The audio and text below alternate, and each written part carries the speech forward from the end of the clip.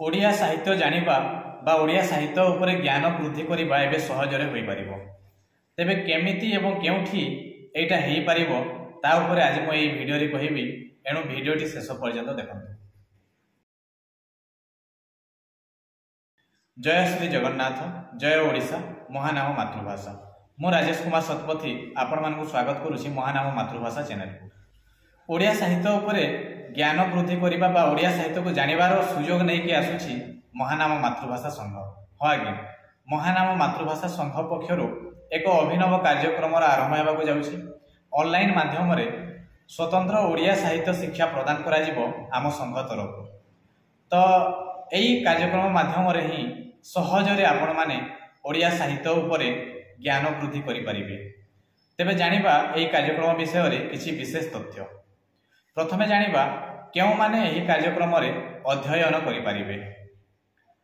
जेउ माने ओडिया भाषा साहित्य उपरे विभिन्न प्रतियोगितामूलक परीक्षा पई प्रस्तुति करूछन्ते, जेमिति कि नेट, जेआरएफ, एसएसबी, पीजीटी आदि परीक्षा पई जेउ माने प्रस्तुति करूछन्ते सेमाने मध्य एही कार्यक्रम रे अध्ययन करिकि लाभ उठै परिबे।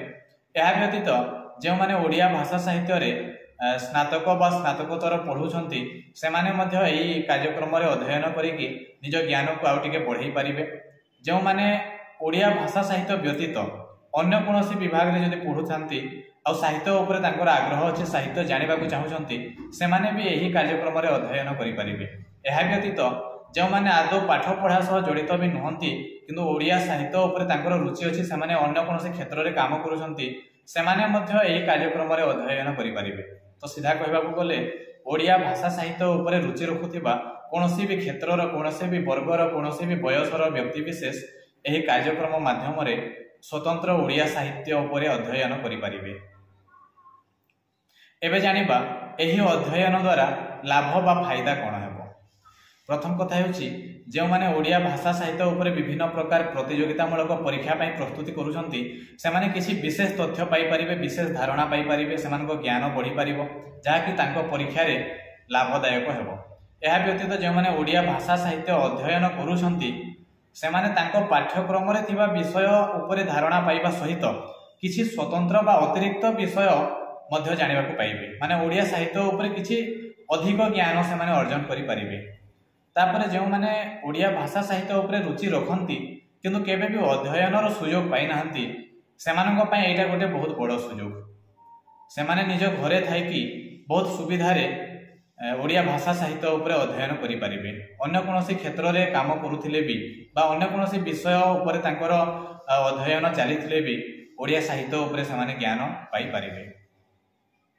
आ सबठारु बड़ कथा हेउची एई अध्ययन प्रक्रियाटा संपूर्ण रूपे ऑनलाइन माध्यम रे चलिबो।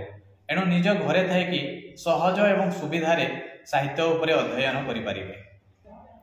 एबे जानिबा केउ भली भाबरे आपण माने एही कार्यक्रमर लाभ उठै परिबे। जदि ऑनलाइन माध्यम रे महानाम मातृभाषा संघ तरफ दिया जाउथिबा एही अध्ययन रे आपण माने शामिल हेबाकु चाहुछन्ति बा स्वतंत्र ओडिया साहित्य अध्ययन करिबाकु चाहुछन्ति, तेबे एठारे दिया जाइथिबा नंबर रे प्रथमे जोगाजोग करिवे। एही नंबर रे आपण व्हाट्सएप माध्यम रे भी जोगाजोग करि परिबे। आ जदि आपण एही कार्यक्रम उपरे अधिक किछि जानिबाकु चाहुछन्ति तेबे मध्ये एही नंबर रे जोगाजोग करि परिबे। आ प्रथम पर्याय रे 4 मासर पाठ्यक्रम दिया जिवो। 4 मासर पाठ्यक्रम पई मोट मात्र 1600 टंका देबाकू हेबो। आ 4 मास रे जेते पाठ्यक्रम दिया जिवो तापरे पुणी परवर्ती पाठ्यक्रम उपरे सही समय सूचना दिया जिवो। तेबे प्रथम पर्याय रे केवल 4 मासर पाठ्यक्रम रहिछि। आ 4 मासर पाठ्यक्रम पई 1600 टंका मात्र आपनकु देय राशि देबाकू हेबो। तो जो माने भी एही पाठ्यक्रम अध्ययन करिबा पई इच्छुक बा एहा विषय रे अधिक किछि जानिबाकू चाहुछन्ति तेबे बिना द्विधा रे बिना द्वंद्व रे दिया जायतिबा नंबर रे जोगाजोग करि परिबे। आशा करूछि निश्चय एही कार्यक्रम रो बा एही अध्ययन रो फायदा उठेबा पई चेष्टा करिवे। आ जदि आपनको जानत रे आउ केही व्यक्ति अछन्ति जे माने के ओडिया साहित्य उपरे जानिबा पई चाहुछन्ति तेबे तांको एही भिडियोटी शेयर करिवे बा एही कार्यक्रम विषय रे तांको कहिबे। आ एही दिया जायतिबा नंबर टी तांको देइ देबे जोगाजोग करिबा पई। धन्यवाद। जय जगन्नाथ।